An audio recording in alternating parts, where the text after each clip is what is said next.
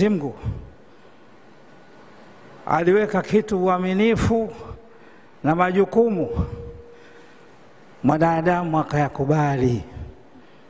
Nikisema mwanadamu kayakubali, ndio huyo diwani, ndio huyo mbunge na vyeo vingine.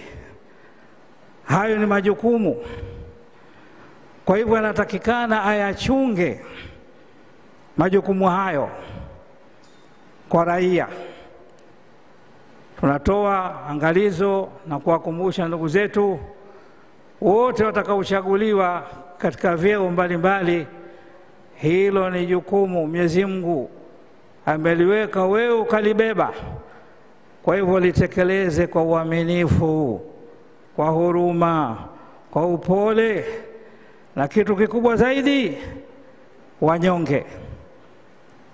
Ukiwa wewe kiongozi, basi wewe sio bwana, lazima ujue. Ukiwa wewe kiongozi, wewe ni mtumishi, lazima ufikishe haki kwa wenyewe. Kwa hivyo tunataraji Mwenyezi Mungu atatufikisha katika eneo hilo, na nchi yetu ni kisiwa cha amani, tuidumishe amani yetu. Asanteni sana. Assalamu alaykum wa rahmatullahi wa barakatuh.